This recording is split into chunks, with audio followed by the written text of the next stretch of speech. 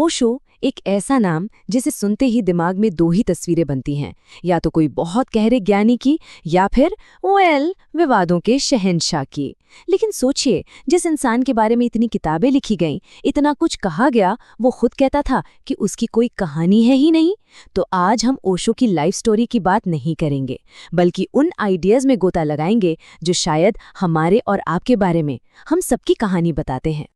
किसी ने उनसे पूछा उनकी बायोग्राफी के बारे में, तो जवाब मिला, मेरी कोई बायोग्राफी नहीं है। मतलब कमाल है। उनके लिए कब पैदा हुए, कहाँ पैदा हुए, ये सब बातें एकदम बेमतलब थी। मैटर ये करता था कि वो इस पल में अभी यहाँ क्या है।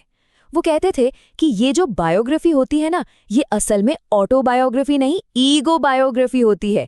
ये हमारे मैं की कहानी है, हमारी आत्मा की नहीं।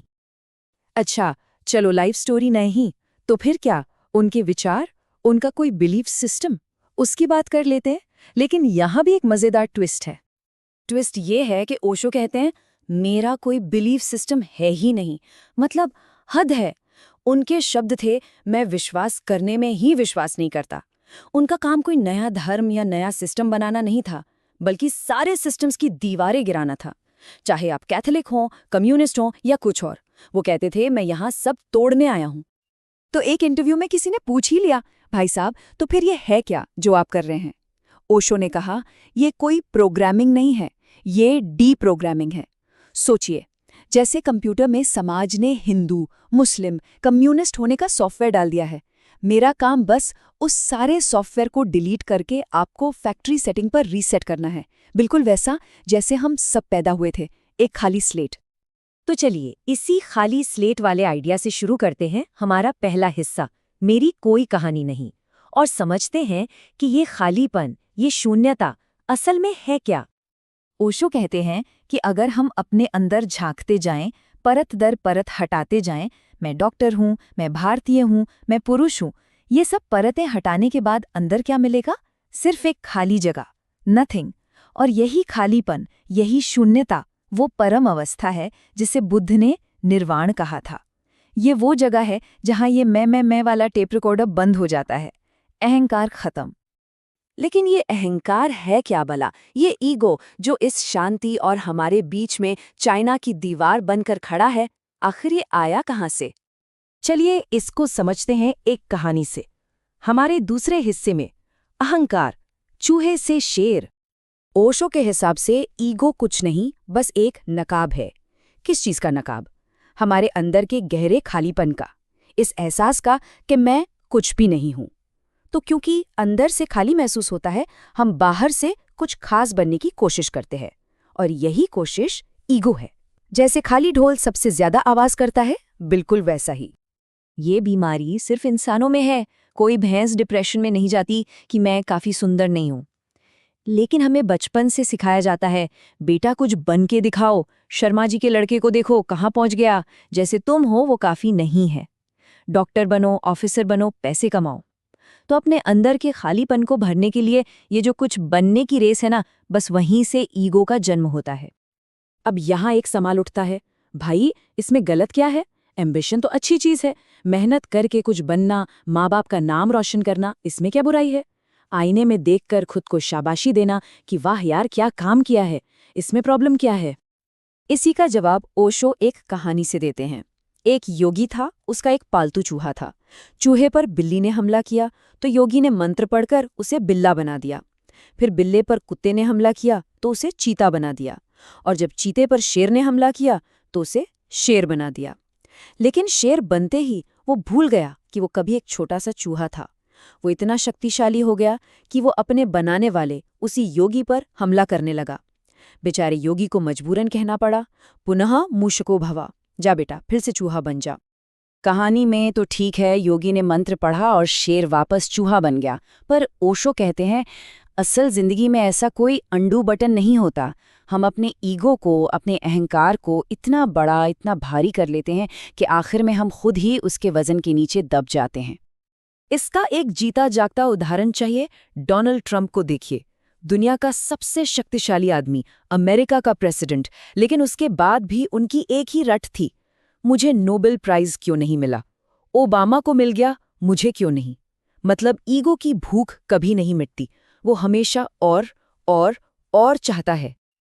और ओशो के हिसाब से इस पूरे खेल की जड़, द रूट कॉज, यही है कंपैरिजन, तुलना। और इस तुलना की रेस का कोई अंत नहीं है।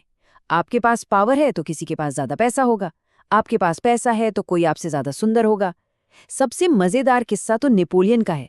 वो आदमी दुनिया जीत रहा था, पर उसे कॉम्प्लेक्स किस बात का था? अपनी हाइट का। जबकि वो उस जमाने के हिसाब से लंबा था। एक ब्रिटिश कार्टूनिस्ट उसे छोटा दिखाता था और नेपोलियन इतना चढ़ गया था कि उसे रोकने के लिए डिप्लोमेटिक चिट्ठियां भेजता था। सोचिए, दुनिया का शहंशाह और टेंशन ये कि कार्टून में छोटा दिख रहा हूं। तो ये तुलना का कीड़ा, ये कॉम्प्लेक्स आता कहाँ से है? यहीं से शुरू होता है हमारा तीसरा हिस्सा, समाज का बनाया जाल। ओशो का एक बहुत मशहूर कोट है, कोई भी समाज नहीं चाहता कि तुम बुद्धिमान बनो। क्यों? बड़ा भारी स्टेटमेंट है, पर सोचिए, अगर सब लोग समझदार हो गए, जागरूक हो गए, तो उनका शोषण कौन करेगा? उन्हें भेड़ बकरियों की तरह हाँकेगा कौन? समाज को हमसे क्या चाहिए? एफिशिएंसी, कुशलता, टारगेट पूरा करो, 9 से 5 लॉग इन रहो, प्रोडक्टिव बनो। ओशो कहते हैं कि ये एफिशिएंसी इंसानों का नहीं, मशीनों का गुण है। और ज़्यादा एफिशिएंट बनने के चक्कर में हम खुद एक अच्छी, वेल ऑयल्ड मशीन बनते जाते हैं। और इस मशीन बनने का नतीजा क्या होता है? हमारी असली पहचान, हमारी क्रिएटिविटी, सब खत्म। कॉर्पोरेट जॉब्स हमें एक मशीन का पुर्जा बना देती हैं। हमारी आदतें तक मशीनी हो जाती हैं। जैसे घंटों तक बिना कुछ सोचे समझे फोन पर स्क्रॉल करते रहना।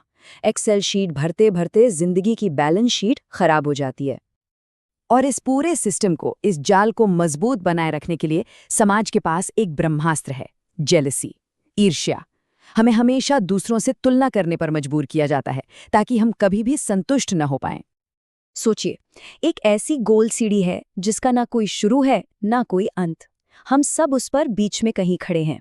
हमें हमेशा कोई ना कोई अपने से ऊपर दिखता है।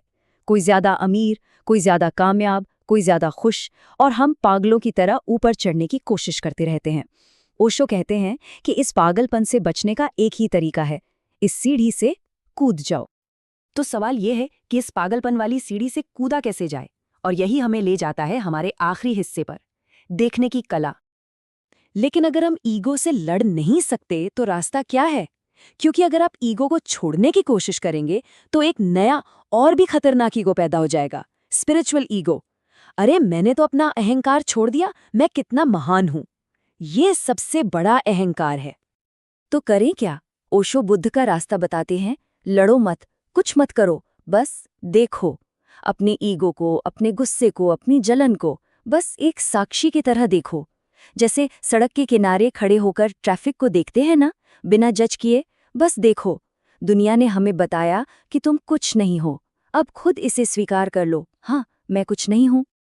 ये ईगो, ये अहंकार अटेंशन का भूखा है। जैसे ही आप इसे भाव देना बंद कर देते हैं, इसे देखना शुरू कर देते हैं, ये खुद ब खुद गिर जाता है। जैसा ओशो कहते हैं, बस जागरूकता का एक झोंका चाहिए और अहंकार ताश के पत्तों के घर की तरह ढह जाएगा। फुर। ठीक है, पर एक प्रैक्टिकल सवाल। अगर सबका एम्बिशन, सबका ईगो खत्म हो गया तो भैया ये दुनिया कैसे चलेगी? सब साधु संत बन जाएंगे तो काम धंधा कौन करेगा? ओशो का जवाब है नहीं। जब काम अहंकार से नहीं बल्कि जागरूकता से होता है तो वो बोझ नहीं लगता, वो एक खेल बन जाता है, एक डांस बन जाता है। जैसे नदी बिना किसी टेंशन के, बिना किसी से रेस लगाए समुंदर तक पहुंच जाती है, वैसे ही काम होता है। तब आप शायद बेहतर काम करेंगे, लेकिन बिना किसी स्ट्रेस या जलन के। हाँ, पता है। अब मन में सवाल आ रहा होगा, ये सब ज्ञान सुनने में अच्छा लगता है पर प्रैक्टिकल नहीं है। मेरी टॉक्सिक जॉब का क्या? घर की ईएमआई कौन भरेगा? बिल्कुल सही सवाल है। तो चलिए आदित्य की कहानी देखते हैं। आदित्य ने इंजीनियरिंग की, एक बड़ी एमएनसी में नौकरी लगी, छोड़ दी। फिर सरकारी नौकरी लगी जो लाखों लोगों का सपना होता है, वो भी छोड़ दी। क्यों? लोग तो पागल ही कहेंगे। क्योंकि वो समाज की बनाई मशीन का पुर्जा नहीं बनना चाहते थे, वो अपने दिल की आवाज सुन रहे हैं। और आज आदित्य एक बहुत बड़े मीडिया चैनल के टॉप राइटर हैं, एक अवार्ड विनिंग लेखक हैं। उनकी कहानी दिखाती है कि ये मशीन वाले रास्ते से हटकर भी कामयाबी मिल सकती है। अब इसी अहंकार और बेहोशी को जरा बड़े स्केल पर देखते हैं। आज दुनिया की सबसे बड़ी समस्या क्या है? Climate change. इसकी असली जड़ क्या है? कुछ लोगों का लालच और हम सब का मशीनी जीवन, जिसमें हम बिना सोचे समझे बस चीजें खरीदते और इस्तेमाल करते जाते हैं। ये एक पूरा चक्रव्यूह है। एक इंसान अपना अहंकार चमकाने के लिए इंस्टाग्राम पर नई कार की फोटो डालता है। उसे देखकर 10 लोगों को जलन होती है। वो 10 लोग अपनी जलन मिटाने के लिए कुछ और खरीदते हैं। ये चक्र चलता रहता है, इकॉनमी बढ़ती रहती है और हमारा दुख भी। तो क्या इस चक्रव्यूह को तोड़ने का कोई रास्ता है? क्या हम व्यक्तिगत और वैश्विक स्तर पर इस पागलपन को रोक सकते हैं? ओशो के अनुसार रास्ता सिर्फ एक है। इस चक्रव्यूह से बाहर निकलने का दरवाजा बाहर नहीं, अंदर है। आत्म जागरूकता, सेल्फ अवेयरनेस। यही वो चाबी है जो न सिर्फ हमें व्यक्तिगत शांति दे सकती है बल्कि शायद एक बेहतर दुनिया की नींव भी रख सकती है।